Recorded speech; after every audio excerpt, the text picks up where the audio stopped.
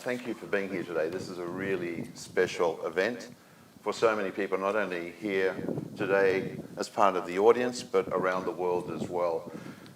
It gives me my great pleasure to introduce my mate, scientist Dr. Robert Duncan. Would you please make him welcome?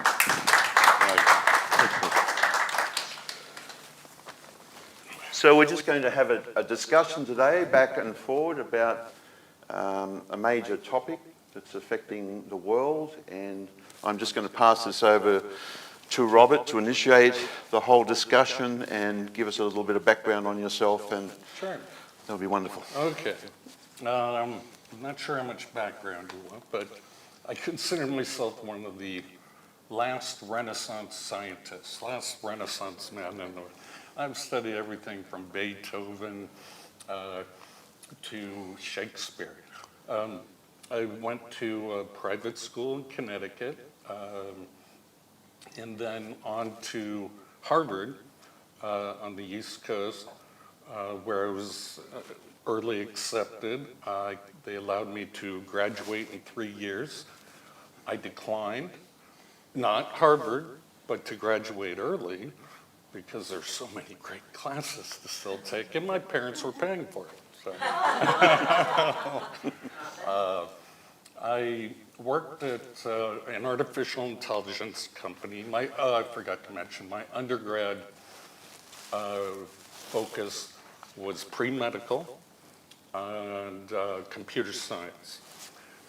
I decided I don't like blood of any kind, so unlike the rest of my family, I didn't become a doctor, a medical doctor.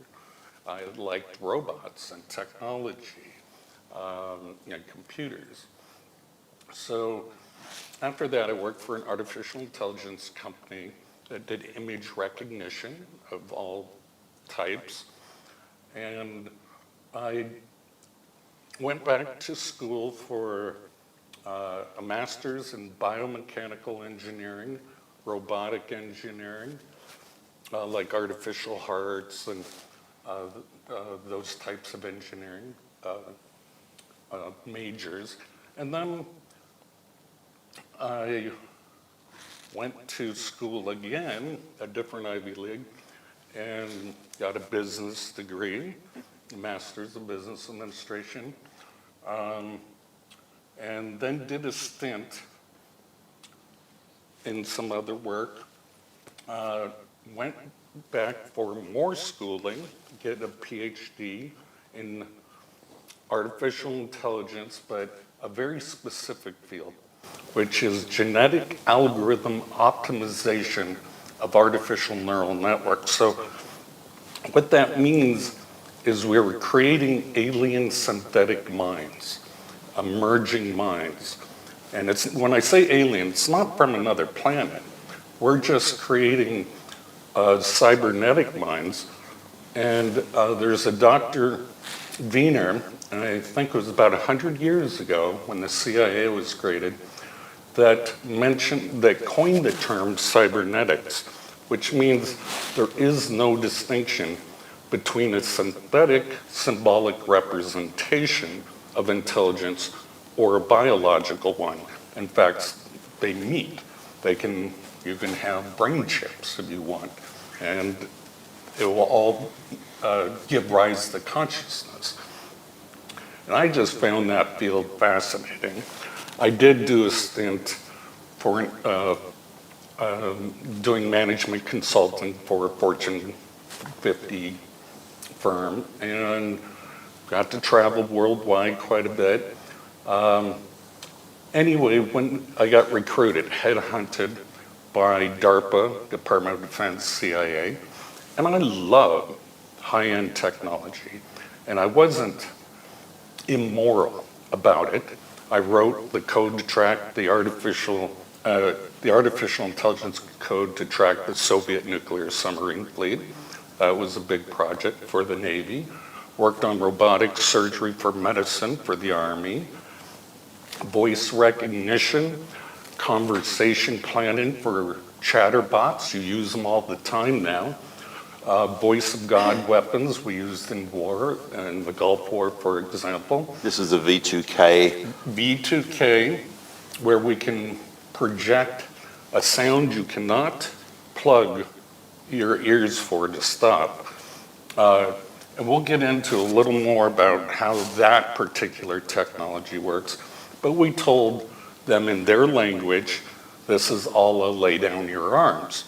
And it worked quite effectively because the technology is unexplainable to the common person who hasn't experienced it yet. And then I saw in society a lot of my work being misused on my own population. I'm like, that's exactly what I worked on, the things Craig's experiencing. And this was not supposed to be used on civilians. This was supposed to be a wartime weapon used for interrogation purposes, perhaps to maybe fatigue the enemy and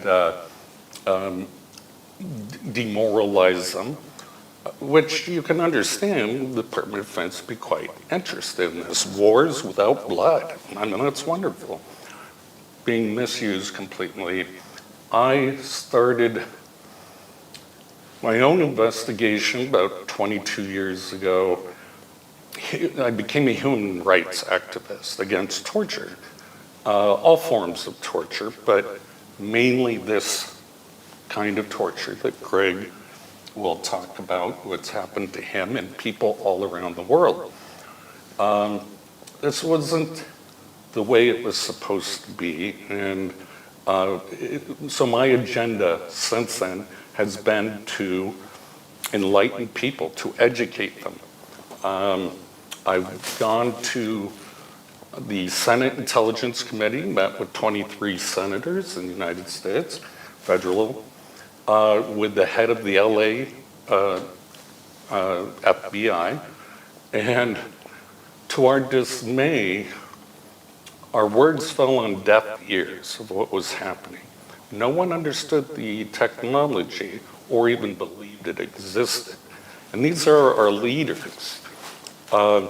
We met with the Senate Intelligence Committee behind closed doors and, frisk for wires and bugs. They had never heard of MK Ultra, which they're the oversight committee of our intelligence agencies. And we had a huge hearing in the 1970s called the Frank Church hearings, a senator from my state of Idaho, but I know most people don't know where Idaho is. And it was very famous, and turns out the CIA was doing all this mind control testing on humans in Canada and the United States, just some various things. And they ended up shredding about 70,000 documents. So that kind of led me forward to write some books that I did and do events like this, just to educate the world. This is happening. It's probably ramping up. If you know someone, educate them, because the shock and awe of becoming a target, not knowing how it all works and what to expect, is horrifying. And I kind of promised Craig I wouldn't get into how evil it is. It is condensed evil. So that, anyway, that's my introduction. Thanks, Robert. Thanks, Robert. So we've talked about a variety of things since Robert arrived on Wednesday. He looked really great when he came through customs and immigration. He stood there by himself, and we hadn't met before, but we've been on numerous conferences and radios and panels talking about this issue, because I'm one of the targeted individuals from this. I lived in the United States for 28 years. So when do you think this mind control started? Because there are discussions about post-World War II, what happened with the paperclip, was it Project Paperclip? So after World War II, the Russians, the winners of the World War II, and the United States, along with Britain and others, decided to divide all the German scientists and forgive them of their war crimes. And what we hear about are the ones that end up building, in NASA, were building intercontinental ballistic missiles, or the missile scientists. But half of them were mind scientists, and they were about psychological warfare of how to socially engineer the world under one world control. We don't hear about those, but they're very much in the, in the influence of every political party in the world. Yeah, so I know there are numerous scientists who came over, instead of going to the Nuremberg trials and being hanged, the US government said, you tell us everything you know about mind control because you've been using children in the concentration camps. And the US received some of these scientists and some went to Russia, and it's escalated from that period. A new arms race began, and this is for the very soul of man, the cognitive warfare. It's funny, we think nuclear weapons, that's what we need to worry about. And that we do, I mean, absolutely, that would annihilate all civilization. But you're one step ahead if you can control the minds of those with their fingers on the nuclear weapons. And so that's the idea, as well as you can shape cultures, not just through your normal propaganda methods of television, radio, et cetera.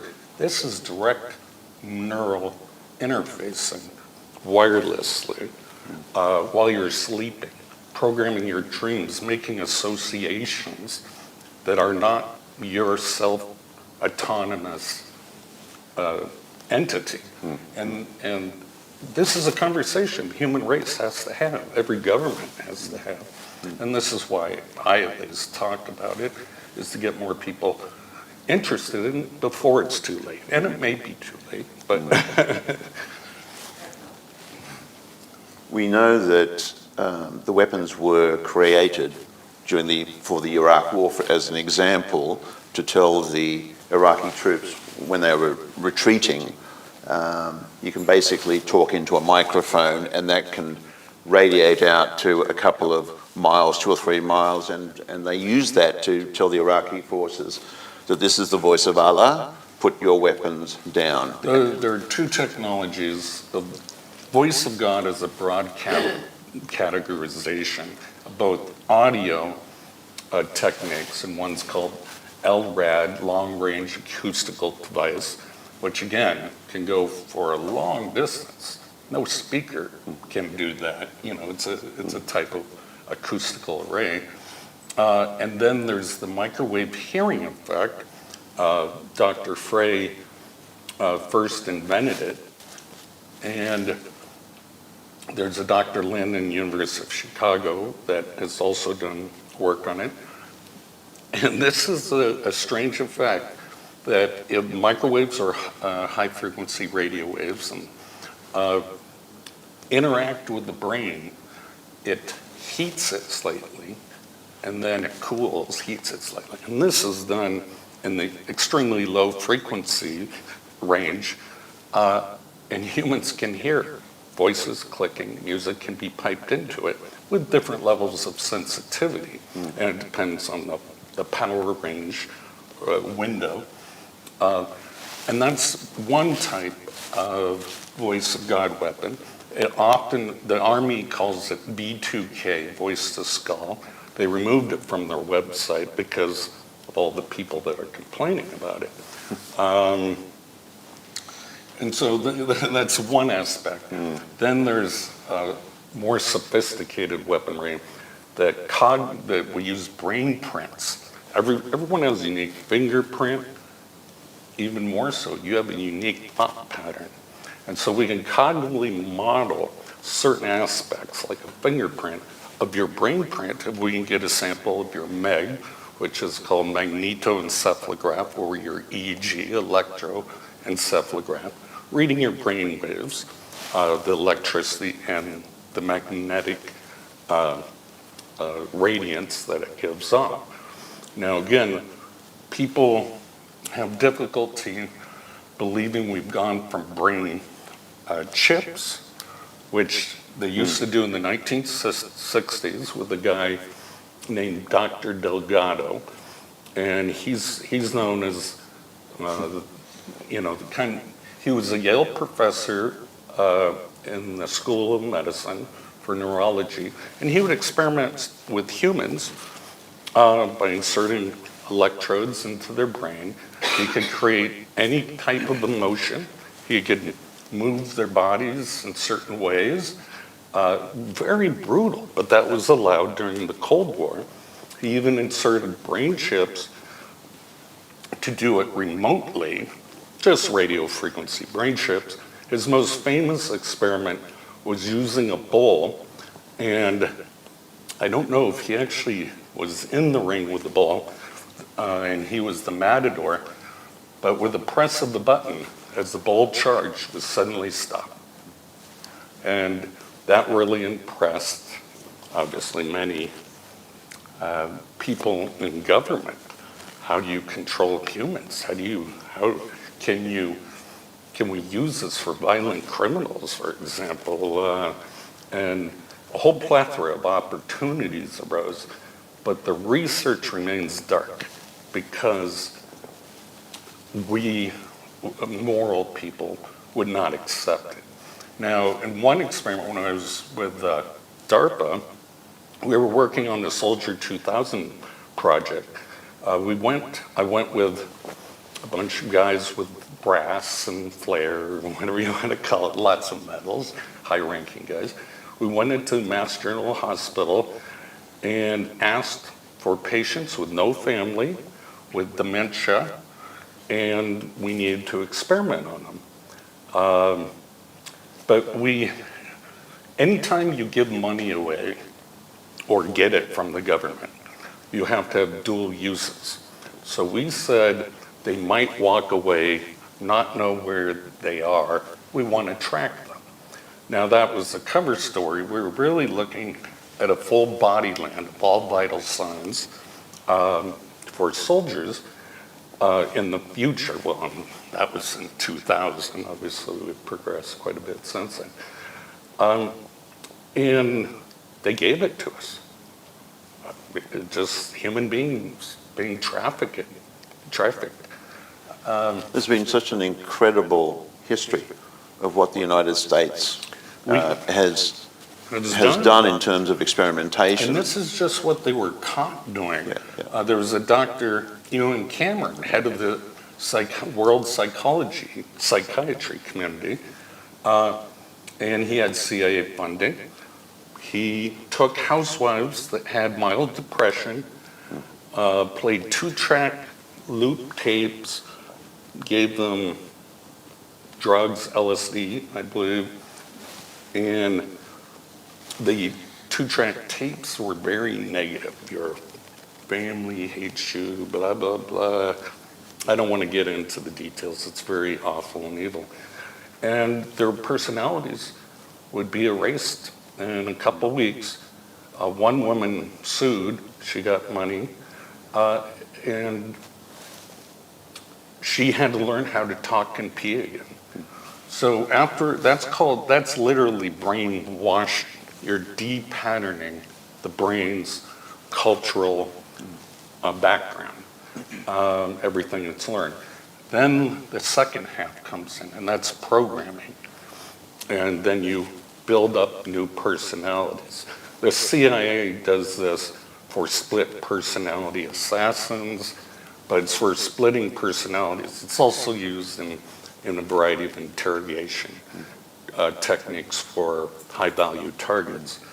So yes, there's a long history of experimenting on the vulnerable people. Usually people can be discredited. We would feed Down syndrome children radioactive cereal, for example, to see how frequently cancers would arise. The list is numerous with syphilis. We can go into. How do you get these people how do you get these people to experiment on? Non-consensual. Well, one, it's non-consensual, but it's also. Are they institutions? No, it's the medical industry itself is such an authority that they can be paid under the table by usually the CIA, but in my case it was Department of Defense. And they just say national security, that's the buzzword. In the case of radiation testing, during the Cold War, people would go into hospital just for basic surgery, put under anesthetic, come out with burns on their bodies. And that was part of the process of what was done to people non-consensually. You went in there for a basic surgery, and they came out with burns on their bodies, and there was an 18-month investigation into it. And there's a wonderful YouTube video where President Clinton stands up in 1995, October 1995, and he basically says, on behalf of the US government, we need to step up and apologise that this is what we've done to people. So when you look at the history, it's overwhelming. Plutonium injection, syphilis, LSD, they injected black women to make them barren. They decided if you were poor or homeless, they could inject you with something as a test subject. There are so many examples. And Britain did that because homosexuality was illegal to a World War II hero who cracked Hitler's... The Enigma. Yeah. The Enigma. Is there not a code of ethics that underpins this? Well, if I can explain my situation.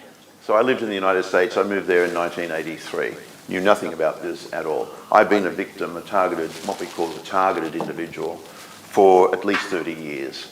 So I believe that I am one of the victims who, at some point after I've had, during an operation, have been chipped or implanted. I literally have voices coming into my head 20 hours a day. I average about 4 hours sleep at night time before I'm woken up with very, very clear voices. I can delineate between my own thoughts and, as Robert alluded to, the computer. Exactly. The computerized nightmares and dreams that come into my head. I'm burnt from the top of my head to throughout my body from these transmissions. I can be on a plane or on a ship anywhere in the world. I've been up to the North Cape, down to Antarctica 4 times, and I'm blown off my feet when these people decide to attack me. So I can literally feel a click, as you were talking about, go from one side of my head to the other. The voices come in, my head starts to swell up, and it's just a technology that no one wants to know about at the moment. You talk to a medical practitioner and you say, I'm hearing voices. Well, they say, well, you know, you're schizophrenic. Schizophrenia, we'll come to questions in a minute. Schizophrenia happens to people in their 20s, and they have sometimes split personalities. They can't live a normal life. And it doesn't happen to people in their 30s, 40s, 50s, and 60s. So I go through a daily process now, as do hundreds of thousands of people. I'm a board member of an organisation called ICATOR, I-C-A-T-O-R, based in Belgium. It stands for the International Coalition Against Torture and Robotisation of Living Beings. And we are fighting so hard to try and bring this as a war crime before Parliament in Brussels. We have so many people contacting us, post-World War II people who are going through torture every single day. There is not a moment that I'm walking down the street, because transmission can also happen through the eyes. I can be watching a program on TV, Jeopardy for example, I love Jeopardy, or I go on a ship and I play trivia. I can't play trivia because I'm given the answers. So Jeopardy questions to do with sports, which I don't follow unless it's Australian, Aussie rules or swimming. I don't follow American football, but I'm given the answers very, very clearly. I can, as I say, delineate between my own thoughts and those which are coming into my head. And part of this process is also that they take you, as you become so exhausted, they take your sentences and give you the words in advance of you actually producing the words that you want to. So part of my daily routine is I don't respond to the voices at all.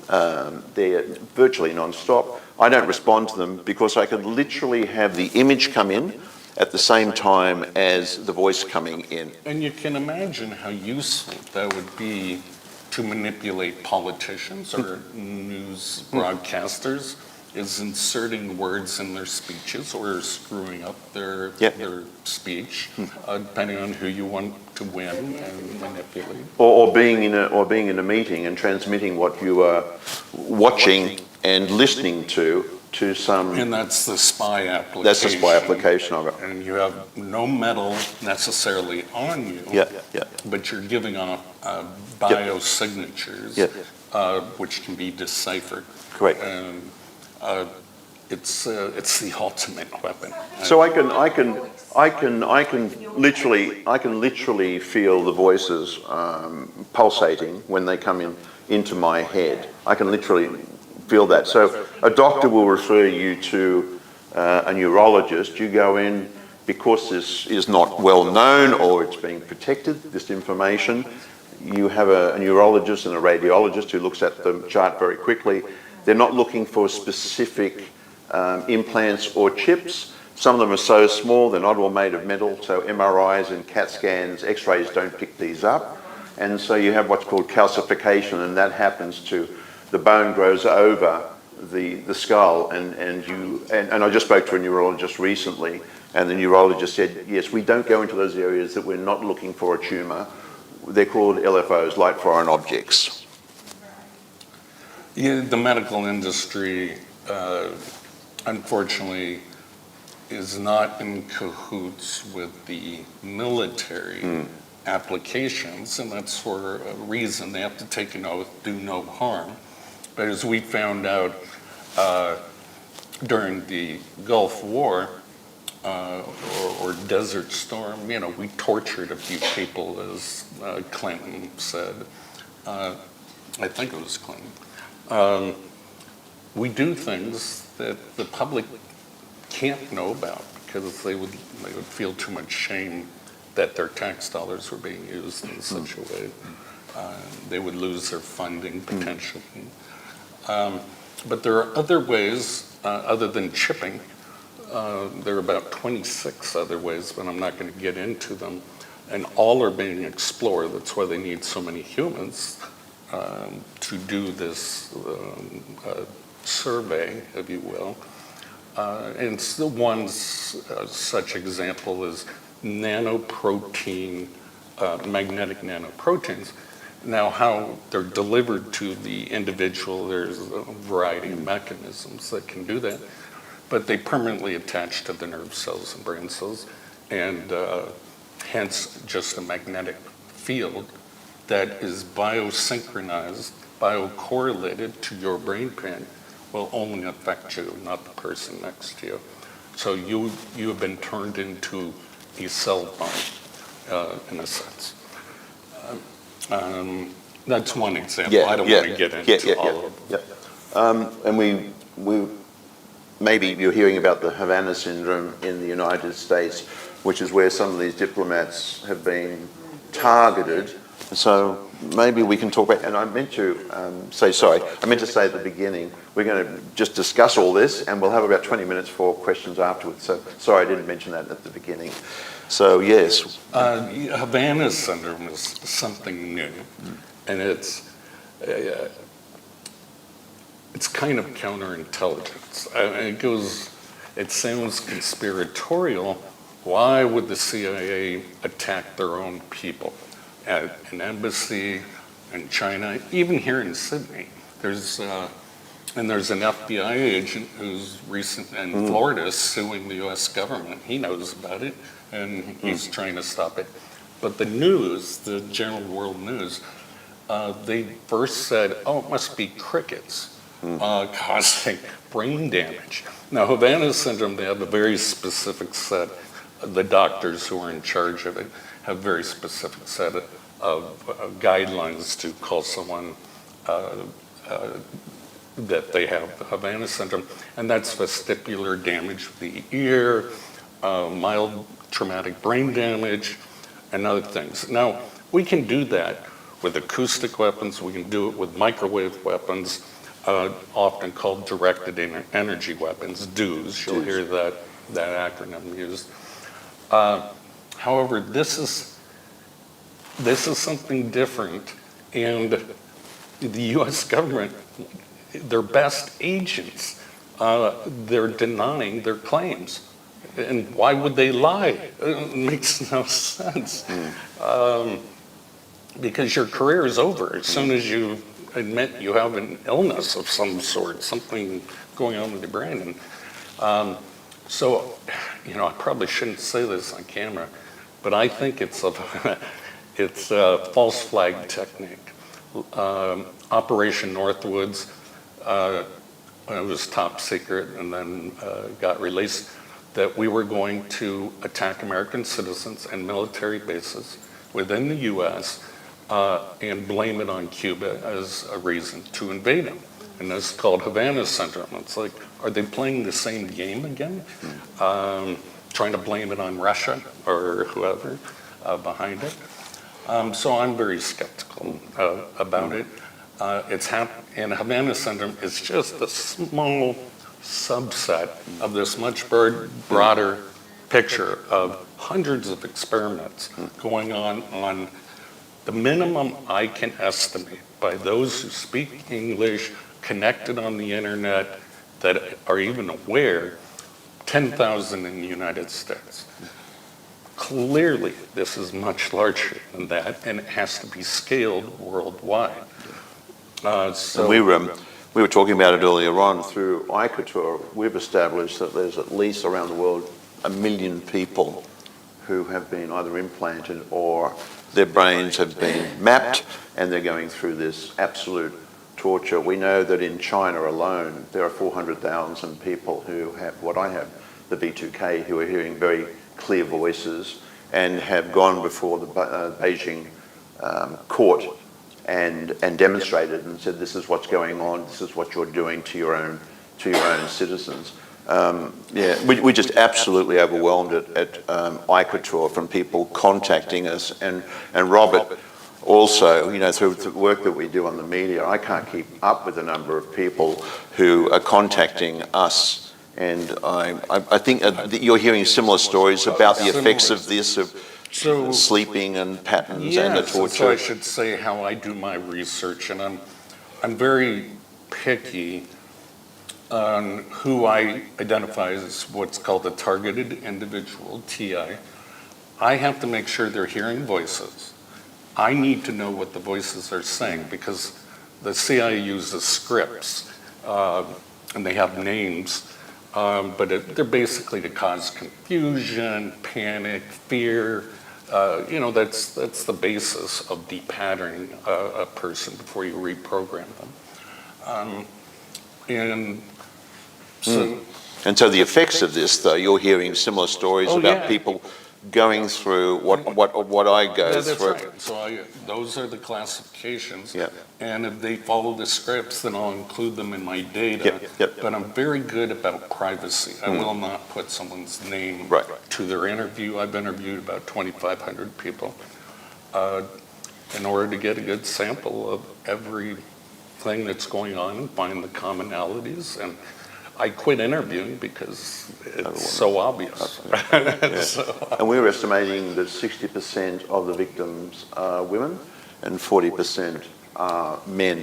And you've got an interesting... Well, yeah, I'm not disagreeing. Yeah. Those are the ones that have come forward. Typically, when you're creating a programmed assassin or a spy or a psychobomb, we have a lot of shootings in the U.S. and many of them hear voices. And that's a social engineering technique, possibly, to take away gun rights. But you can make a person believe they hear a specific voice, and that's voice morphing, something I worked on. And you only need a small sample of anyone on a telephone. The NSA collects it all, so all your voices have samples. And they can throw your family, dead relatives' voices if they already have a sample from the past that's been collected. It reminds me of Nancy Reagan, who was channeling some dead relatives. That can all be another form of manipulation of leaders. And so this is it's a very devastating technology in terms of democracy, religion, There's no free will. Well, then how does that survive? And even crime and punishment. If you don't know whose mind is actually manipulating that person into violence or criminal activity, there is no justice, because you can't, you're linking a body, not the person's autonomy and free will. So It's interesting, there was a chap by the name of Ewan Cameron, and some of the people who are very close to me recognise the connection that I have with James Cameron. right. So, not that they're related at all, but I used to live with James Cameron, the scientist director of Avatar and Terminator. And we, during the time that I was living with him for about 4 months in Malibu, we went up to promote Avatar in Seattle, Washington, and we did a side trip to a company called iLabs. And iLabs looks at there's a lot of brain research there, and we saw the transmission of thoughts from a child onto a screen. So the child literally was given the names of animals, and the child would project it up onto a screen. So there's some really positive parts to this. Not that I enjoyed watching a child being used for this demonstration, but there's some really positive parts to this, where you have people who have Parkinson's now can literally look at a screen. They have very, very thin wires which are put into their brain, and they can literally type through their thoughts an email and have it sent to somebody. So I'm one of the, unfortunately, the guinea pigs who I will not stop. Yeah, and you're the warfare uses. I'm the warfare. I'm the warfare. I like that the civilian scientists are catching up, and a lot of people don't like Elon Musk, like his Neuralink company, but I think that's a necessity to bring awareness, and it's not going to be regulated until the civilians catch up and say, look at what we can do. We can connect monkey brains to human brains. Now, Duke University, what they're experimenting with is what my future book, or book I'm currently working on, is called Emergent Minds, and Topologies of Brain Networks. What that means is you can connect, three people's brains together. They do monkeys at Duke University, and they become hyper intelligent. Not just like three people talking, they become one mind, a super intelligence, and they can solve problems, mazes and other things that a single monkey can't do. Now that's quite interesting. Imagine warfare strategy or other solving the world's problems. That might be useful. Who's going to volunteer is the problem. You're utilizing other people's brain capacities. And so I'm writing about that only from a theoretical standpoint, and to enlighten people of where this technology is headed. Will we one day give away our cell phones and have a brain chip and we all communicate telepathically? This is very possibly the future. And people are going to say, no, I would never do that. I bet people will line up if it's the only way they can compete at work, insert a new language, or increase their intelligence, or, people say they'll never get implants. Well, you lose your wallet or your medical records. It's all implanted. People are going to do it. And it's in a variety of languages. So we have a very good friend in the United States who lives just outside Chicago, who is also on panels talking about this, Dr. Len Baer. And he's been diagnosed with this. And the voices which come into his head are all in Russian. In Russian. And they use his family members' voices for the derogatory remarks. And he's been recognised by the US government as having this, Yeah. which is so fantastic. I want to talk about the acronyms that we talked about earlier. One is TAMI, one is mind, and one is Satan. Okay, and these are all subsystems and evolutions of mind-controlled technologies. But I'm going to start back even further.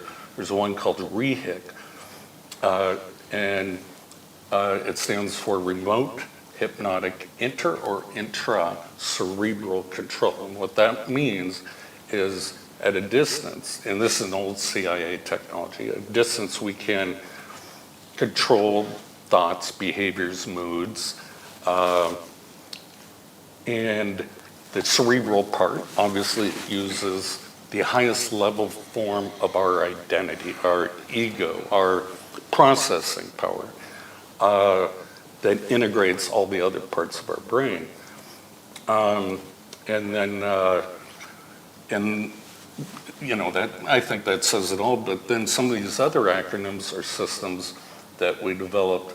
Mind is magnetically integrated neuron duplicator, so we can actually duplicate virtual neurons into a person, as well as clone that personality into a supercomputer. I mean, it gets really scientific or science fiction-y, but it's not. And it's not 100% fidelity by any means. We're a long ways from that. But a lot of the rich people are investing in this technology because they don't want to die. They got a lot of money, they don't want to die. So it's kind of silicon immortality is what they're going for. They won't achieve it because it's impossible to get 100% accuracy of a human mind. Thank God. Yeah. Yeah, it's like we have our individual souls, you know, and I get through my daily torture, not only through my family and the friends who have helped research this information and by the work that I do, and it's absolute torture. But I reach out and I help as many people as I can, and I am paid back in that way. It's stopped me from doing a lot of the work that I want to do now that I'm retired. I just want to talk about the mindset just briefly, because I don't want to recognize the perpetrators of this crime. I'm spiritually connected in an enormous way. I look out every single day and I think, thank God I was born in Australia. I have a lovely family member. I have some wonderful, wonderful friends who've done the research and have been there to support me through this. And I just wonder what kind of person continues doing this to another person. The torture is overwhelming. I mean, literally, people You're are asking just... who's the, What- who are what- the psychopaths where who press the button? Exactly, and there's say, so much "Go." evil in the world, you know, and when they do speak to me, it's like, I don't believe in, and they use derogatory language all the time. I don't believe in God, I'm here for a short amount of time. We don't care what happens to all of you targeted individuals. It's working for us and you think, okay, so you're sitting at home being paid perhaps by somebody to continue doing this to people, bouncing off a satellite somewhere. It's, Okay. yeah, I know. I'm not going to talk about that. I'm not going to agree or disagree. Yeah. So it's we can just recognise there is so much evil in the world, as we know. We don't only have dictatorships, but we have people who are sponsoring this as well continually. So I will keep fighting this. The reason we talk about it. Right. It's worth a lot of money too. Yeah. Yeah, it's worth a lot of money. And, Yeah. But as Oppenheimer, who kind of was the father of the atomic bomb, was he evil? Or did he save lives? Or, you know, there's a moral gray area, and a lot of people can't see the bigger picture, and they're trapped. You know, I'm partially trapped by national security oaths and whatnot that I can talk about. And you were asking about two more acronyms. Why don't we go back? Yes, TAMI TAMI and Satan. Thought, Amplification, and Mind Interface. And it's a way to probe someone back to their childhood, for example, to make them recall memories. Let's say they're a terrorist. You can make them give out their network of who they meet and that kind of thing. And then Satan, that's the evil part of it. You know, CIA is quite known for assassinating leaders they don't like and people. That stands for silent assassination through adaptive networks. Now that can be neural networks, like what your brain is made of, through dysfunction, or it can be social networks, it includes that, making the person isolated and throwing their voices and making them believe all their family and friends are against them. And so the hypnosis, the remote hypnosis, rehic, works better if a person is isolated than has a good support group. And other networks are, you can imagine, we're all networked in some way. It can be social networks that can break in, spoof you on Facebook or something like that. And it's about destroying the person from every direction they can. And no one's going to believe them. What, the whole government's out to get you? Who are you? Why would they do that? And those are typical questions. They do it because they have to get the data or they want to use you. And it's probably because you are nobody. That's the reason they do that. In any study, they need a sample of all languages, all cultures, all people to make sure the weapon works on everything. Or you have certain groups that they've gone and used as well. I found that a lot of gay men have been used for this experimentation. My introduction to James Cameron was overwhelming. One of the most arrogant individuals I've ever met and lived with, but I learned so much from that relationship. And then seeing at iLabs what happened with the experiments. So had I not had that, there are many people out in the world who don't have the support, which is just dreadful. So many people, and some people commit suicide through this, of course. And we're out there. The reason we do this work now is that Robert's an educator, and I'm just one of the victims talking about it. And we will continue doing this as long as we have to make people more aware of the situation. So any good human can't just sit by and watch people get destroyed. So we do this because we want to share the information so that you can then go on and share it with people as well. That's what we ask for from today. And then there'll be more pressure, and the politicians will have to not play dumb anymore, and the newspapers and mass media can't hide it with all this counterintelligence that goes on. I haven't watched television in probably 7 years because I see through it all. And I just don't like the propaganda and the lies they tell the public. How are we doing on time? Yeah, I think we're just at that point where we could take 20 minutes of questions. So I'm going to ask Sam, if you have a question you'd like to ask, please just put your hand up and we'll get as many questions as we can get done. Yes, Cash. Hi, Doctor. So I know that you've been involved with creating these chips from what you've been talking about. And I know it's probably a lot harder than what it comes across, but couldn't we come up with a GoFundMe page and find you create something to detect the chip so you can just remove it from somebody rather than trying to expose these people? Because I think these evil people just won't stop. Okay. A lot of people have tried that. The chips, if they were chips, there are potentially expensive ways you could find them. Your group, I cater? No, iCouture.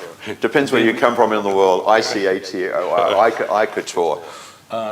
Our friend in Boston, Frank Allen, I'm on his program sometimes, radio program, talking about, and he calls it eCouture. eCouture, yeah. I cater. And Melanie Britchan, who's the president of iCouture, says eCouture. So I've got, depending on who I talk to, so it stands for ICATOR, International Coalition Against the Torture and Robotization of All Living Beings. And there are many of these groups that have sprung up all over the world. They try to get funding, they try to identify that someone is chipped, and I'll put a caveat on that, they're giving off radio frequencies at certain points of their body in anechoic chambers, shielded from the outside world. You can't fully shield anything. And I've worked in some when I was working at the Navy. We used a lot of anechoic chambers. So it's a good idea, but it's a lot more complex than that. And then who do you give the evidence to? Go to your congressman? They'll just shrug their shoulders. Go to a judge? They don't know anything about this.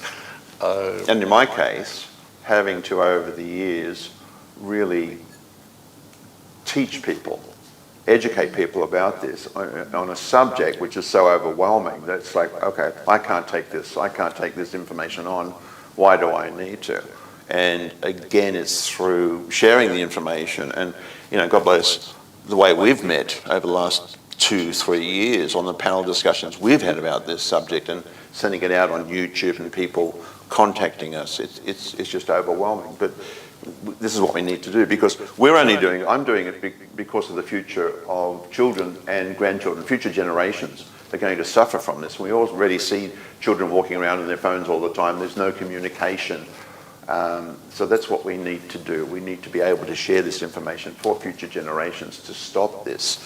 So to answer your question, why would a government give out grants to stop their own weapon? We can, but it's very expensive. You can do, for example, a good experiment would be a superconducting liquid nitrogen, high temperature yttrium, barium, copper oxide 3 chamber to do some of the testing in. That's $10 million. Only a government can afford some of these shielding techniques and other things. But eventually, hopefully, Elon Musk will fund some of his wealth and get some good scientists to look into it further. What's the target? Sorry. How effective are Farades cages for all the military, like anti-espionage Farades cages? Anne has come down from Mossman, and Anne is also a targeted. She's a targeted individual also. There's a standard called Echelon that's basically the allowable electromagnetic frequencies some of the secure labs are allowed to have. They're in Faraday cages. They'll shield certain frequencies, but I would look at the stealth bomber, the types of technologies they use to dampen radar frequencies and absorb them. Most people can't afford a good one. They don't know the right thicknesses, what frequencies can be filtered out. And the system, I think I can say this, is it can adjust to any frequency range. It's full spectrum. So, as well as ELF waves, which is extremely low frequencies, the one that submarines use to broadcast to the depths of the ocean. That penetrates almost everything. So they're extremely hard to block, but in terms of testimony of some people who have built them, they say it does dampen. And so far, all the techniques to help people are jammers or dampeners. And that will clear up their head a little bit, and then they can maybe get on with life a little better. But so far, there's no 100% effectiveness that we know of.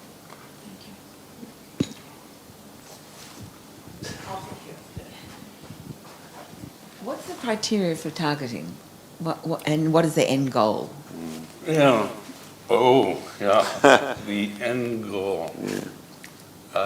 May I just? Yeah, please. So in my situation, I think I provided the targeters an opportunity. They knew they sourced these people very carefully, and I believe that because I was traveling while I was in the United States, so much back and forward to Europe.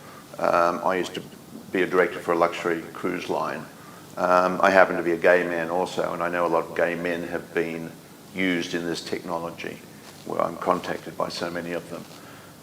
It goes back to the days of when they used to follow men home who went to bars and picked up by prostitutes, and they tested LSD, and they had 2A mirrors checking the effects of It was called Midnight Climax. Midnight by the Climax. CIA. Midnight Climax. So in my situation, I provided them an opportunity to test the effects from satellite or wherever it was bounced off the ionosphere when I was up in all these different countries or down in the southern area of Earth. And I've just found that my targeting, my torture has escalated the more I talk about it, but I don't have an opportunity to do anything else. I travel as much as I can still. I do these fundraising concerts here, which I love to do, which are just fantastic. And I have to keep my life as simple as I can now, but I won't give up. They will never, I call these people cats. C-A-T-S, cowards, actors, and traitors. And one day, their 9 lives will run out. So, Craig, that's your feeling of why you were targeted? Absolutely. Historically, the government looks for people who can be discredited. They live alone. They either don't have a voice in society of any sort, and I think it could be they've committed some sort of crime, but of all the people I've interviewed, depending on how honest they were with me, and I'm not sure, it looks more random to me than anything, as if they're testing it on a broad range of people. Now, what I hear is like with Craig here, if you identify with a group, you get convinced they're targeting that group. And I can name every religion in the world, and they believe they're being targeted specifically for their religion, for example. And that's kind of led me to my conclusion. This is a broad swath of all humans on the planet. Yeah. And the end goal? Oh, and the end goal is total control. Total control. Why? So we can all live in utopia forever after and not know we're being controlled. And then it's to prevent war, nuclear war, biological war. People can't even think of evil. Yeah. You get like a little Skinner shock in a box, oh, So I shouldn't steal. Okay, well, everyone will act perfectly. That's evil trying to control evil. Yes, Yeah. it is. So for those of us who have a soul, hypocrisy. recognise that we have a soul, that we feel blessed in so many ways, that's very straightforward to me. It's very easy that I'm in touch with my being and something bigger than myself. I have that connection, and I recognise how much evil there is out in the world. We have 20,000 children dying unnecessarily every single day. And I try and give back as much as I can, but I can't now because I'm involved in this program, which has been established and affecting so many people around the world. So, if I may say, with iCouture, if anybody would like to make a donation, that will help us. We're taking this to Parliament in Brussels very shortly. We have the physicist, British physicist, Dr. Barry Trower, who created the mind control platform for He did electronic warfare, MI5. signal intelligence for the British Navy. Very wise man, and he's willing to speak. Maybe he's passed the terms of his agreement. Yeah, so he's coming over to help us out to go before Parliament. So if you would like to make a donation today, and I know some of you have, thank you so much for this today, but if you'd like to go onto our website, which is icator.be,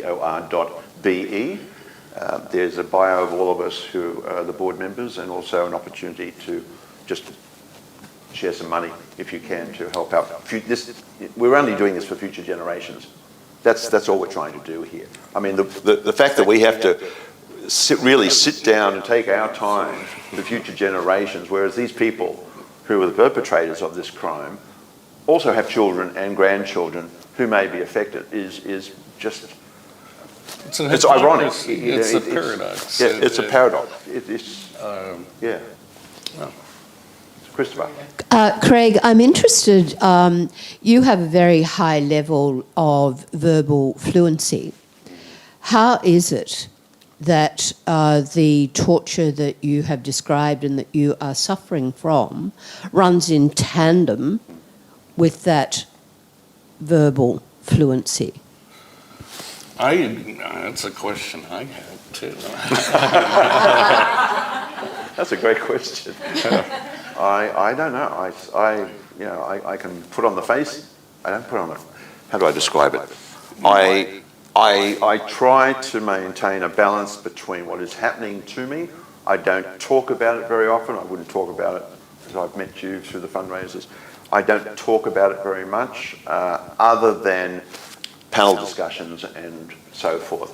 It's overwhelming. I don't know why they don't kill me. They can easily kill me. Yeah. They've taken me to the point of dying many, many times. Many times. On this voyage I just did down from Vancouver to Auckland. Right there. No sleep whatsoever. Every time I tried to take a nap, it would just bounce off.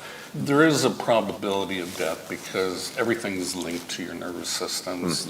Hormones can be excreted that will cause vasoconstriction. If you have any sort of hereditary, cardiovascular disease, they can kill you. And the Russians also, from a DIA, Defense Intelligence Agency report, I think it was in the 70s, said the Russians are developing a heart attack weapon by a runaway panic attack. So part of the fear, that's why they call them spooks, could spook you to death, literally. So why have they taken down Putin, for example?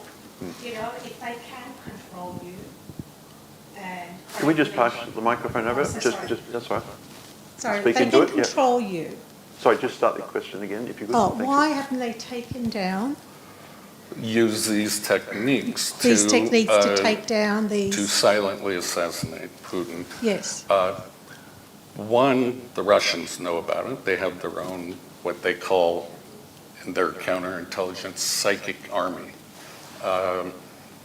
And so they may have defenses for Putin. Secondly, they want to keep this on the lowdown. If a world leader like Putin said, they're attacking my brain, well, that blows the lid off of everything. Now we look into the history of everyone else who's been claiming this and think of the repercussions of a government where But I'm suddenly... thinking, for example, through assassination. Yeah. Because there are many people that would like to take him down. I'm using him as an example. There are other if they techniques. have that control, Yeah. could they not have him assassinated? Yes, but usually the indirect assassins, what they'll do is use someone who's a target, not you, you're a kind man, but someone who's a target confused, they'll put Putin's voice in it. I'm torturing you. Oh, try to kill me if you want. And that's how you program the assassin. They're not paid, but they want their pain and torture stopped. A lot of TIs feel physical pain constantly. I understand. Okay. Yeah. Thank you. Christopher. Yeah, Craig, just two elements to it was one presumes that these voices, somebody earlier on said, who's behind the microphone? One takes it they're computer generated, and somebody's just pressing a button and sending it. And when you think about experiments, normally experiments come with research. Research comes with monitoring. To what aim is there randomly being able to affect you and torture you without identifying the research of what's happening? Are we winning? Have we achieved anything? Okay, I can answer that. The system works off of stress levels. So think of it as a remote lie detector test. But if you don't care and you're proud of it, it will move on to the next script. But how do they monitor the outcome of their research? They're reading it in real time.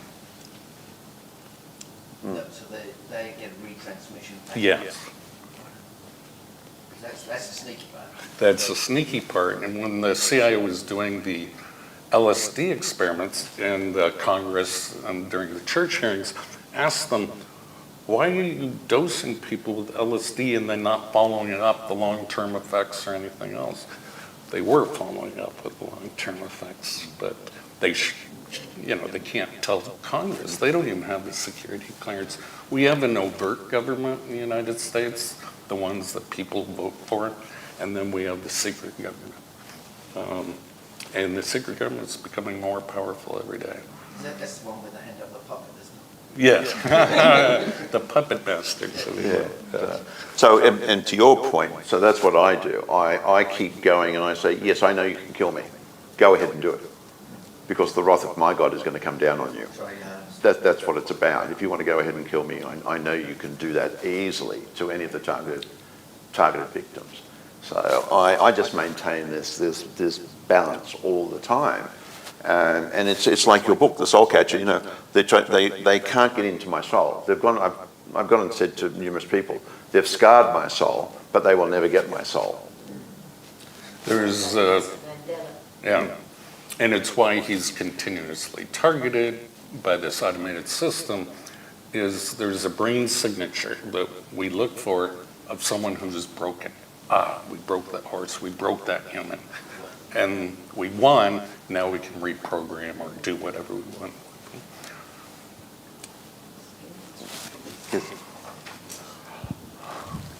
You've done a lot of work with CIA, and you have a lot of information about all this stuff. How come they haven't assassinated you? I knew that question would come up. I was warned by a guy from Israeli Secret Service or Mossad not to come to your country because if I left the United States, I'd be assassinated. I don't fear death. I'm doing the right thing. This is a great purpose for my life. It's to save others' lives. And I get probably an email a day, a thank you note for saving someone's life by the information that I give out.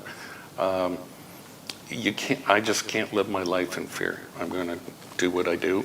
Could they kill me? Yes, of course. I don't hide. But I also have become too much of a figure that would probably lead to a lot of questions. Are you limited, Robert, with what you can say? To some extent. I can tell you how we create UFOs, for example, with directed energy weapons, the orbs in the sky. But I can't talk about certain signal intelligence, advanced sensors and systems in detail. As Craig knows, I tend to be an optimist and probably a naive utopian. And I do love science fiction and read a lot of anti-utopian literature when I was in high school. But usually through a war, there's an application that's developed to maintain a peace or to prevent an attack. And usually you can kind of see like technological or medical advances during the time of a war that then have a civilian application afterwards. And when you're talking about like ILAD, if I'm pronounced it correctly, like, you know, my 98-and-a-half-year-old grandmother died about a year ago, and I kind of always just think, wouldn't it be great if you could download her brain and her life and her experience into the cloud or into a thumb drive, and you could still... Microsoft so is kind doing of like, that, yeah. And then, you know, her parents and her parents, so you wouldn't be mucking around with genealogy.com, or Right. you could actually still hear the stories in that way, you know. It works differently. And then there was some part of the conversation earlier where we were talking about, you know, copying a copy of a copy, and then we were watching the TV version of Isaac Asimov's Foundation, where Cleon keeps getting copied, but each copy is, you know, like a bad copy on a copy machine that drifts slightly, you know. So, yeah, would there be positive applications? Yes. Right, even saying, okay, you know, this is the voice of God, this is Allah, lay down your weapons. You could say during the pandemic, keep calm, don't worry about it so much, and that sort of thing. So what if everybody had their had their own personal Jesus in their head that said very positive things, but not distracting, would guide you. You're lost, and you can connect wirelessly to the internet anywhere. Oh, you want to make a left here if you want to get there. So like a personal assistant. And then you mentioned grandparents, dead relatives. Microsoft, some other companies are already doing that, not downloading the brain. What they're doing is using Markov modeling of speech, of how, and with the voice morphing, of how they sound and the phrases they use, and it gives you a nice, warm, fuzzy feeling they're still around. Do we have time for one more question? Do they have any statistics on the number of people who have been affected by this in Australia or around the world? Yeah, we're, it's a slow process in Australia. It really is. They're hearing about this, they go to their families and talk about it. The family sometimes doesn't want to know about it. Members of my family don't want to know about it, and I've got a doctor in my family, just don't want to know about it.